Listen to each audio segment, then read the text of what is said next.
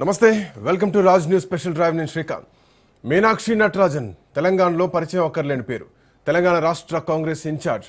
సాదాసీదాగా లో క్లాస్ అంటే ఒక పేదవాళ్లకు దగ్గరగా ఉండే వ్యక్తిలా కనిపిస్తారు అన్నది ఆమెపైన ఉన్నటువంటి టాక్. రాహుల్ గాంధీకి చాలా నమ్మకమైనటువంటి వ్యక్తి. టీ కాంగ్రెస్ ఇన్ఛార్జిగా బాధ్యత తీసుకున్నటువంటి రోజు నుంచి మిగతా వాళ్ళకంటే కొంచెం డిఫరెంట్గా మీనాక్షి నటరాజన్ థింక్ చేస్తారు అని అటు పార్టీలో కూడా ఇటు ప్రభుత్వంలో కూడా ఒక టాక్ ఉంది. అందుకే ఆమె ముఖ్యమంత్రికి కానీ అటు పీసీసీ చీఫ్ కానీ మంత్రులు కానీ ఎమ్మెల్యేలతో పాటు అన్ని హోదాల్లో పనిచేస్తున్నటువంటి కాంగ్రెస్ పార్టీ లీడర్లకు ఒక రకమైనటువంటి హడలని చెప్పాలి. పార్టీలో ప్రభుత్వంలో ఏం జరుగుతుందో తెలుసుకుంటూ ఎప్పటికప్పుడు ఢిల్లీకి ఇన్ఫర్మేషన్ పాస్ చేస్తూ ఉంటారు మీనాక్షి నటరాజన్. పార్టీకి నమ్మకంగా పనిచేసేటువంటి వ్యక్తి. అయితే అట్లాంటి మీనాక్షి నటరాజన్కే పార్టీ జలకిచ్చిందా? కాంగ్రెస్ పార్టీలో కట్టపల్లినారా? రాజ్యసభ సీటు ఖాయమనుకున్నటువంటి తరుణంలో ఆమె నామినేషన్ తిరస్కరణకు గురైపోయింది. స్క్రూటినీలో నామినేషన్ తిరస్కరణకు గురైంది.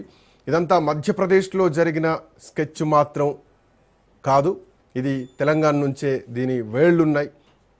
ఆమంటే గిట్టని వాళ్ళు ఎవరో ఉప్పందించారు అన్నటువంటి టాక్ ఇప్పుడు కాంగ్రెస్ జాతీయ పార్టీని ఒక రకంగా టెన్షన్ పుట్టిస్తోందని చెప్పాలి.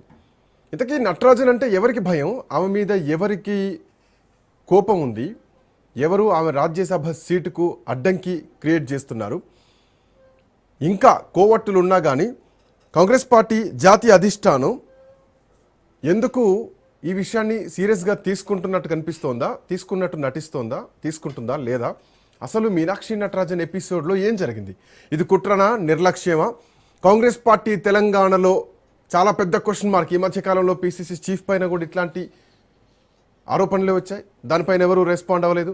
అండ్ ఇప్పుడు ఏకంగా మీనాక్షి నటరాజన్ పైన ఆరోపణలు వచ్చాయి. తెలంగాణ కాంగ్రెస్ పార్టీలో ఏం జరుగుతుంది? ఈ విషయం కూడా అక్కడెక్కడో మధ్యప్రదేశ్లో ఒక మంత్రి మాకేం తెలుసు ఆమె పైన కేసులు ఉన్నటువంటి విషయం, ఇది తెలంగాణ రాజ్యంలో జరిగినటువంటి విషయం, తెలంగాణ కాంగ్రెస్ నాయకులు చెప్తేనే మాకు తెలిసింది అని మధ్యప్రదేశ్ రాజ్యసభ ఎన్నికల వేళ ఇప్పుడు దేశ రాజకీయాల్లో చాలా పెను సంచలనంగా మారిందని చెప్పాలి.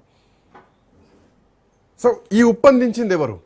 కాంగ్రెస్ పార్టీలో అంతర్గత ప్రజాస్వామ్యం ఎక్కువ అంటారు, బట్ ఇది పార్టీ హైకమాండ్ పగ్గాలు పట్టుకోల్పోతోందా, పగ్గాలు వదిలేస్తోందా జాతీయ అధిష్టానం అన్నటువంటి అంశం ప్రస్తుతానికి చర్చనీయాంశంగా మారింది.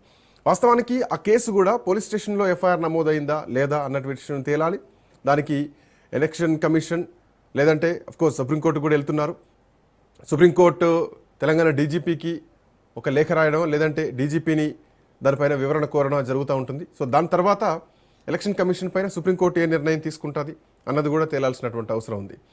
బట్ ఏదేమైనా కానీ ఈ కేసు సంబంధించి తెలంగాణలో 2025లో ఈ కేసు నమోదైంది. సో 2025లో ఈ కేసు నమోదైనప్పుడు దట్టు డైరెక్ట్ కోర్టుకు వెళ్ళడం జరిగింది. కోర్టు కూడా సమన్లు ఇవ్వడం జరిగింది. దాంట్లో మీనాక్షి నటరాజన్ A5లో ఉన్నారు. ఇదే కేసులో పీసీసీ చీఫ్ మహేష్ కుమార్ గౌడ్ కూడా సమాన్లు వచ్చాయన్నటువంటి ఆరోపణలు కూడా